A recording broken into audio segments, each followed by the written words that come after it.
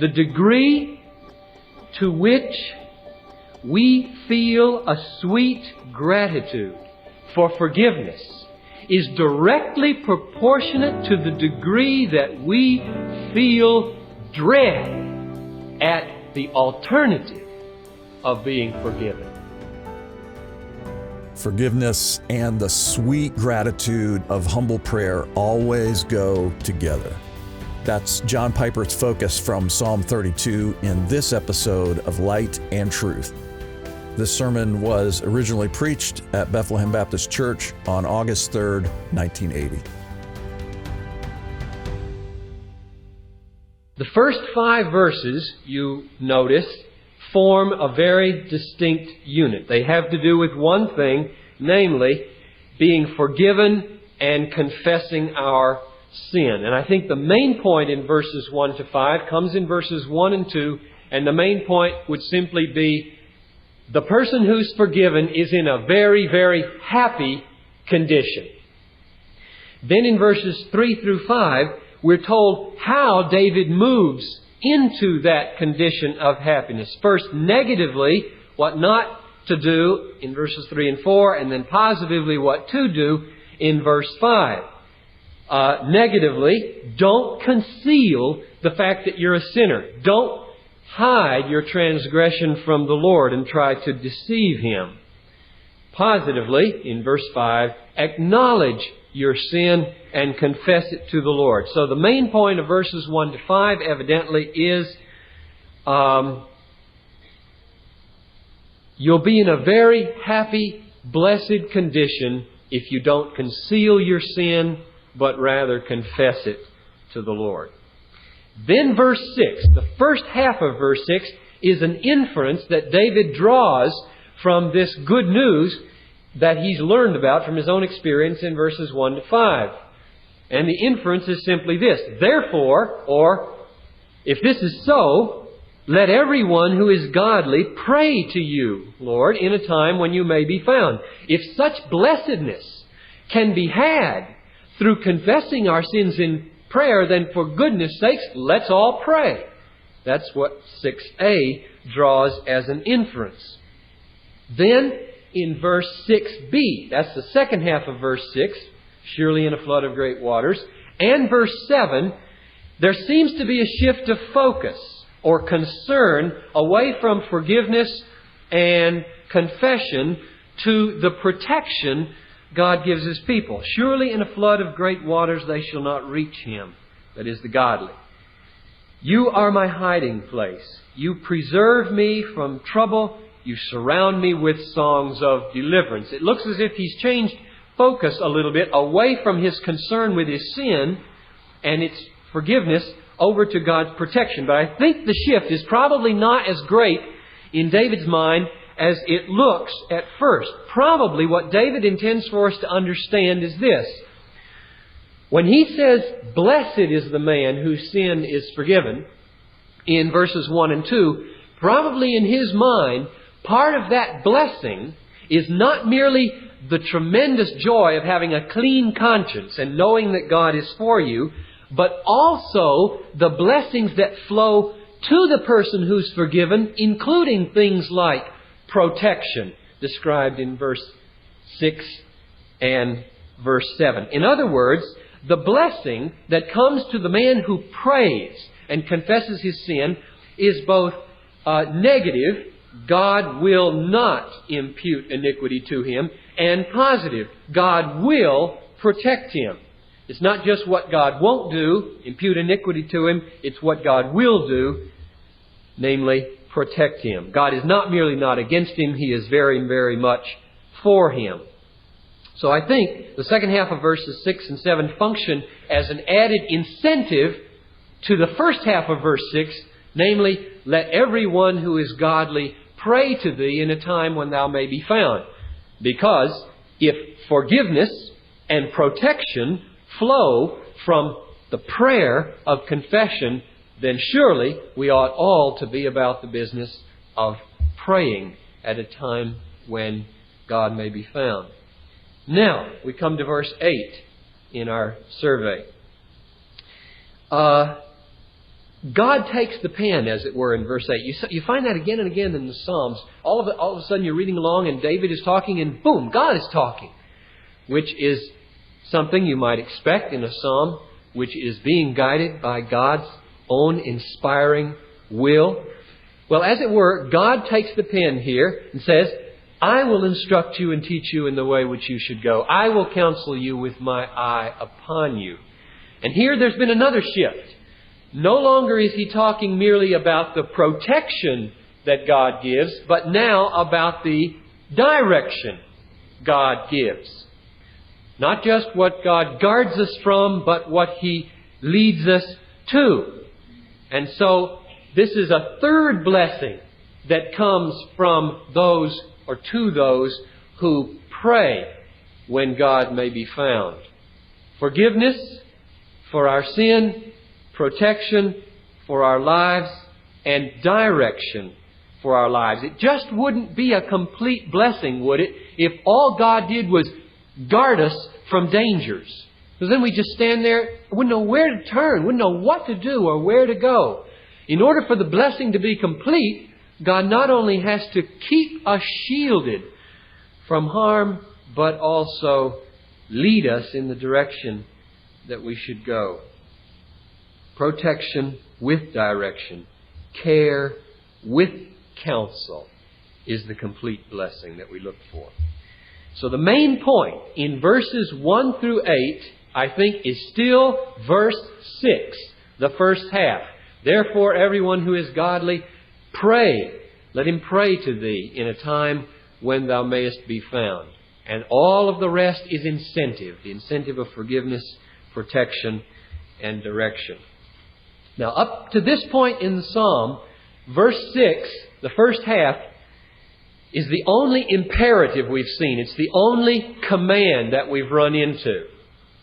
But now in verse 9, we encounter our second command, or our second imperative. And it's my understanding of David's intention here that verse 9 is the counterpart of the first half of verse 6. That is, verse 9 is really saying the same thing as the first half of verse 6, only it's saying it in a negative way, and verse 6a said it in a positive way. Do not be like the horse or the mule, which have no understanding, whose trappings include bit and bridle to hold them in check. Otherwise they will not come near you. Don't be that way. Instead, come to God freely in prayer. Don't have to be drugged with bit and bridle. So the way not to be a mule, it seems to me, is to humble ourselves, unlike the mule, come to God in prayer, confess the fact that we in fact are sinners, and accept, like needy little chicks, instead of mules, the direction of God and His protection in His barn. Now, the main reason that I think verse 9 is really the negative counterpart to the first half of verse 6 is that I see in verses 3 and 4 a description of David the mule before the bit and the bridle had done their work. See if you agree. David sinned. When I kept silent, that is about my sin, my body wasted away through my groaning all day long. Now there he is out in the field, in the middle of the field, stubborn, stiff-legged, heels drug in. I am not going to go into that barn where all those crummy little critters are, those little chicks running around under my feet, singing songs of deliverance as if there's some great benefit to be in somebody else's barn. No way. I can handle my own behavior. I can take the consequences. I am not going to bow my knee and acknowledge I've sinned. And if I've sinned, I'll take whatever's coming. That's David the mule. So here comes God in his pickup truck. Verse 4. Day and night thy hand was heavy upon me. My moisture was turned into the drought of summer. When David acted like a mule, God put the bridle of suffering on him and drug him into the barn because He loved him. A guilty conscience is a gift of God to an unrepentant person. And not just a guilty conscience, but all those horrible agonies that go with it. And you've experienced those. If we have a guilty conscience and do not get it right with God, it's not just our conscience that hurts. Our whole body bears the brunt of that kind of mule-like behavior.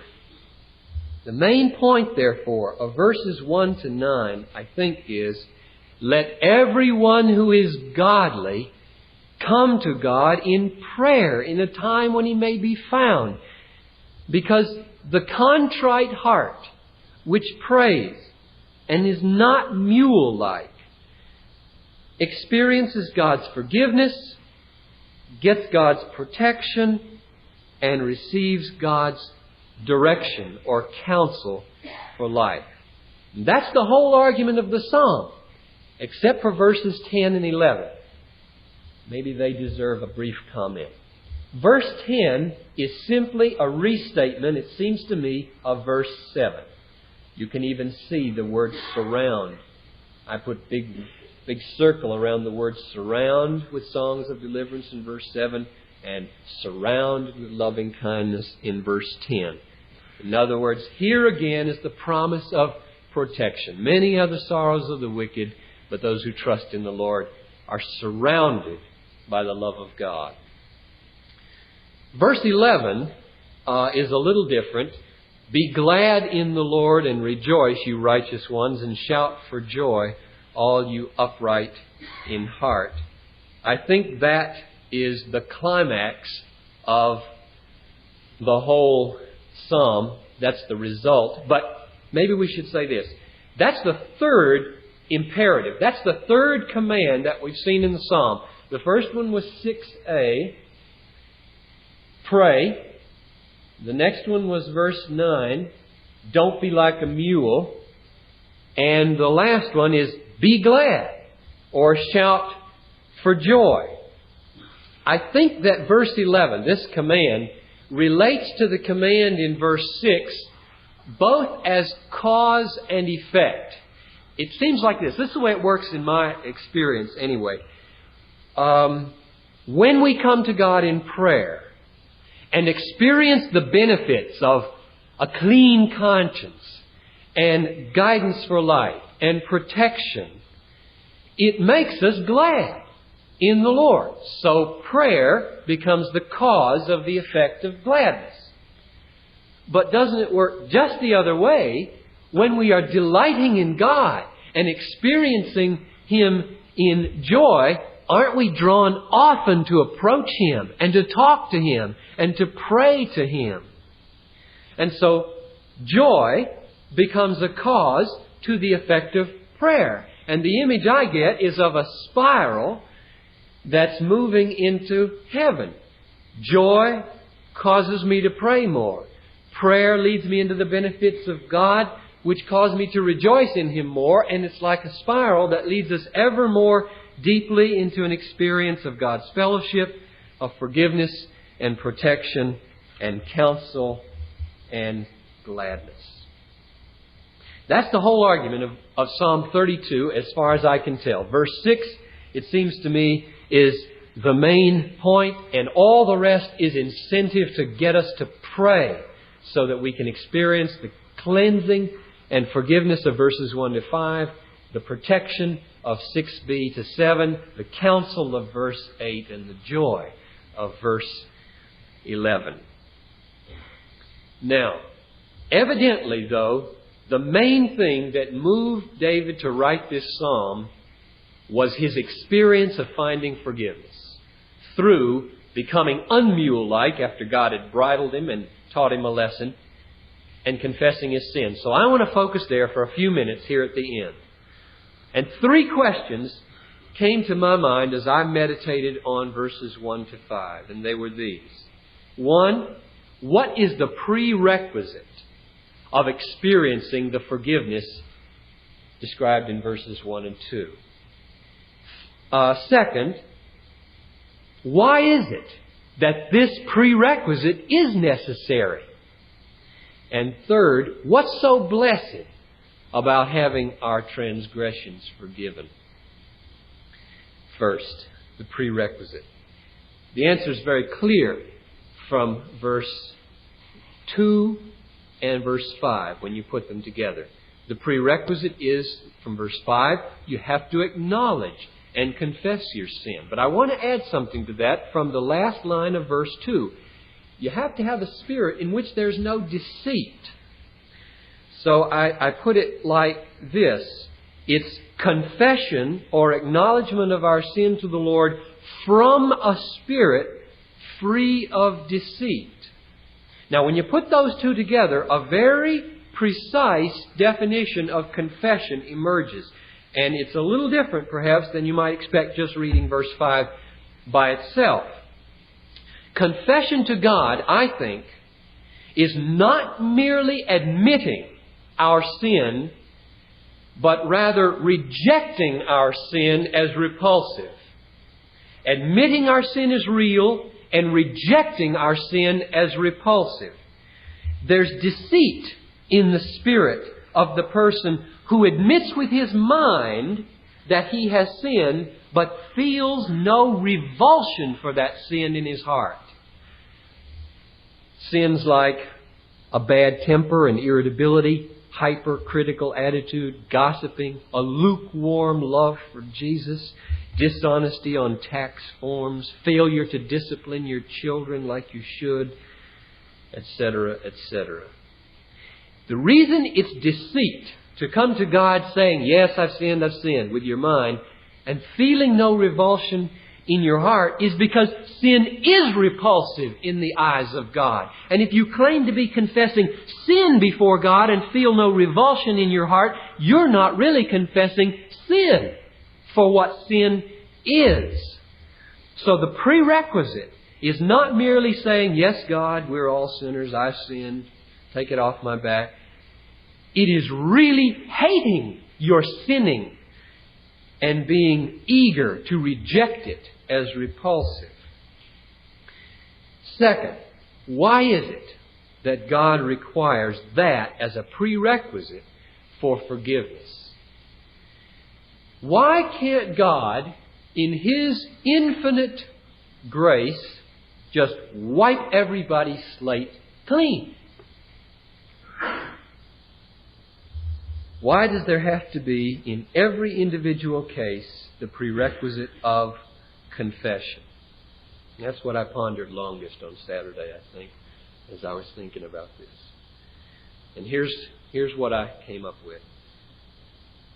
Every sin is an insult to God.